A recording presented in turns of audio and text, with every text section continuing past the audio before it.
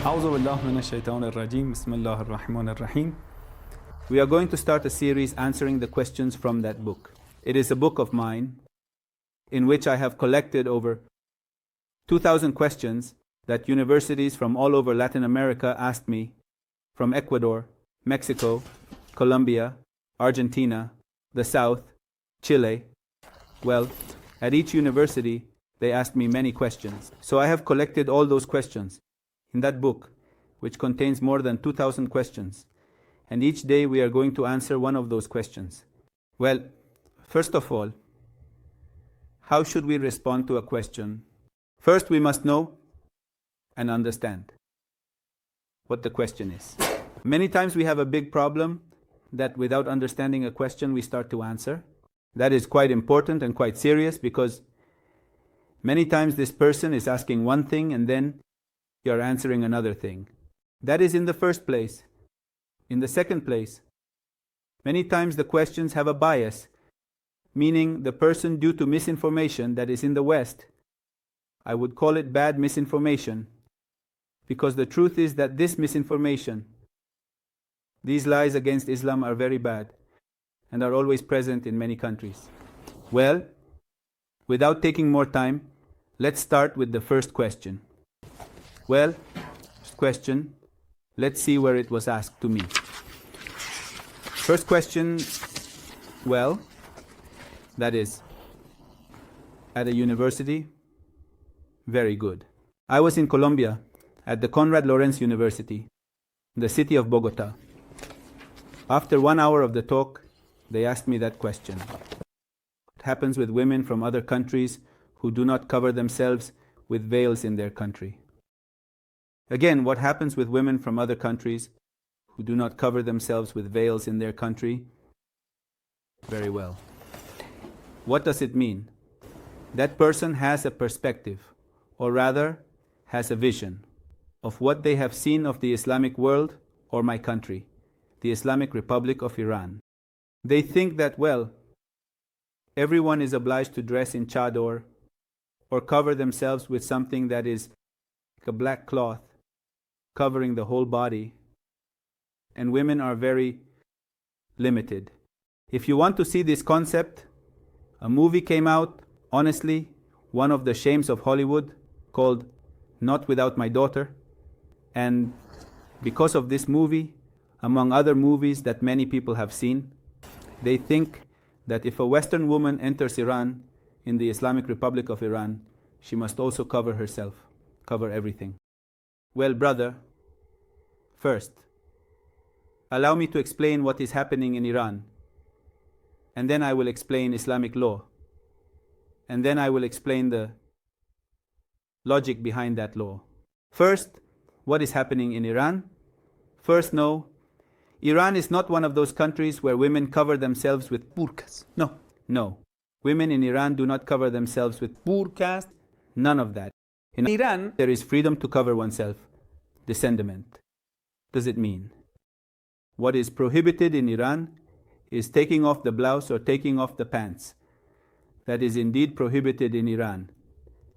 It is enough to have a small veil that covers part of the head, even in many places with a scarf that they put around the head, and the hair is still visible. The police say nothing. That is what is happening. And you will see that they only do not take off their pants or blouse, meaning they cover their bodies with normal pants like you wear on the streets of Bogota. Women cover themselves with pants, with a blouse, not always with long sleeves, but sometimes with half sleeves. But it is also not allowed to wear overly revealing clothing. That is the clothing that women wear, especially foreigners who enter the country. The Islamic norm states that the Islamic veil is a protection for Muslim women, meaning that Islamic law tells believing women to cover their beauty. This is a form of respect towards the Muslim woman who dresses with respect, decently, not showing her physical beauty, because Islam does not consider women as sexual objects to be looked at by lewd men. As you know, there are lewd men everywhere in the world.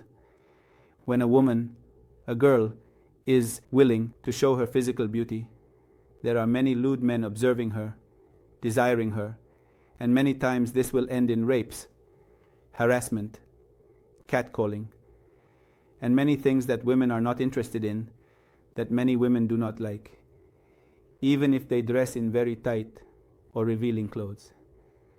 These women are not interested in a man coming to bother them or accuse them, etc. In the West, there are many laws that we often see as useless. For example, they say that women dress as they please. In many countries, if a woman wears shorts or clothing that shows her chest and the rest of her body, she asks men not to accuse her.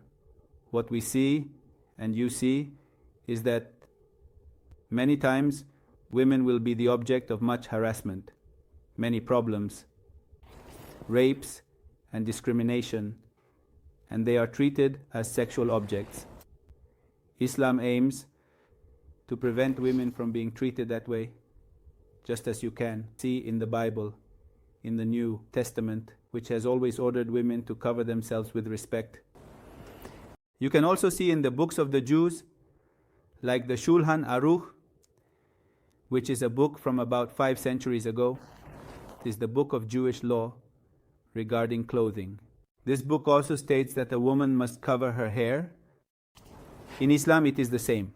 So that law is not only Islamic, but we also have it in the New Testament. There is a talk of mine. You can look for the Islamic veil in the Bible. It's there. So, isn't it something quite normal for a woman to dress decently, right? Showing bodily beauty. It is not that Islam or in Iran requires a woman to be completely covered. No. A woman can wear pants, clothing, but covering her body is enough. Let's look at the logic of that norm. We have explained it so that women are not bothered or pursued by lewd men. There is also a norm that is accepted in the West. Rape is prohibited in Islam and is also condemned with the death penalty. But even more, we have another type of violation that is often neglected in the West, a type of violation. But the truth is that violation is painful. But in the West, they do not care. We would call it visual violation. What does visual violation consist of? Just as looking at a woman's body harms her.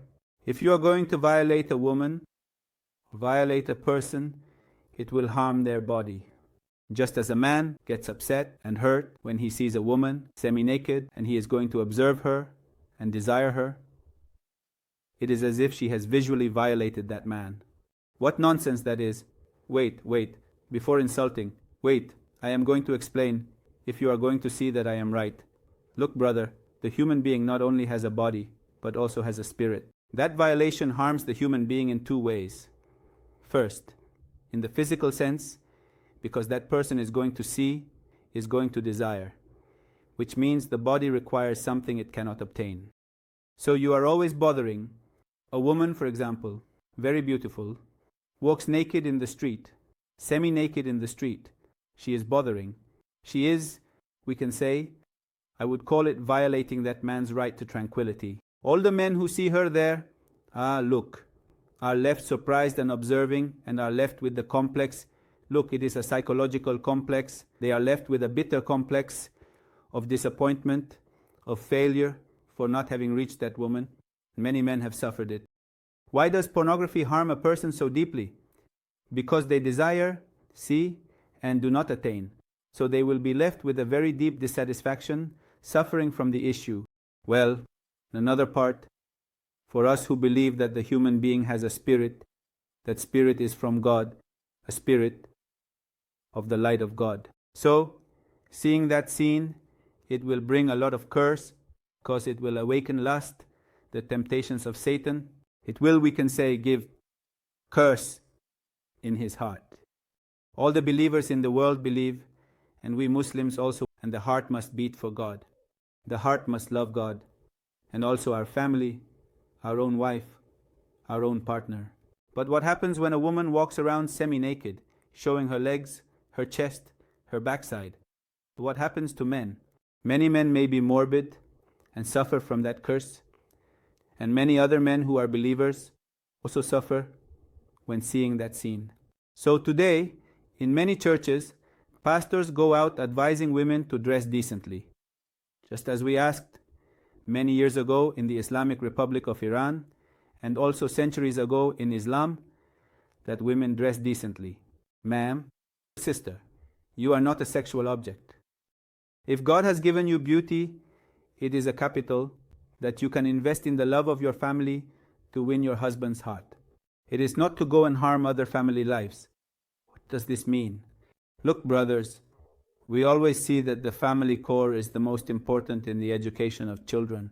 If we abandon the family core, we will have many delinquent children, a lot of curse in society.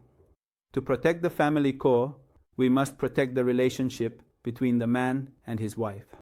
When a man has his heart thinking only of his own wife, seeing only the sensual part of his own wife, he always desires his own wife. So, when a man goes out on the street, if we allow all women to walk around semi-naked, it means every woman will be a hunter for another man's heart. That man returns to his wife, but his heart beats for another woman, loses his love. And women are very skilled at that. What does it mean? God has given a special ability. When the man arrives home, your own wife will see the betrayal in your own eyes. When you are watching your wife, you do not look at her with desire. Why? Because your heart is beating for another woman. Men understand this immediately when they realize that their husband, leaving the house, has visually betrayed her. Why? Because that man has visually violated a naked or semi-naked woman. The visual violation, what we have talked about, is gradually breaking that love relationship between man and woman. And that is the most sacred, and it must be protected, of course, with the law and with education as well. Islam not only commands women to cover their beauty, their sexual beauty and modesty, it also orders men to lower their gaze. The same law of the sacred Quran that orders women not to show their bodies to attract other men, in the same law. And in the law, the next one orders men to lower their gaze, that believers should also close their eyes. Ending that part, that class, with the narration of the Most Holy Jesus, Prophet Jesus for us. Also commanded, you can see in the Sermon on the Mount, when Jesus commands, if your eye desires something sinful, pluck out your own eye. In that narration we have in Islamic tradition, Jesus says to the apostles, listen, guard your eye, because it is the door to your heart, and do not commit fornication. Meanwhile, a person is protecting their eye. To protect the eye, what Jesus has commanded us, we must protect society. It has no meaning to protect the eye when you, for example, are at a beach and all the women are naked. What meaning does it have to guard the eye? You are not blind. What does that mean? It means both parties must protect themselves by dressing with respect. Men also cover their eyes, not looking with a lustful gaze. May God bless you. With Islamic norms, we can enjoy life. Assalamu alaikum wa rahmatullahi wa barakatuh.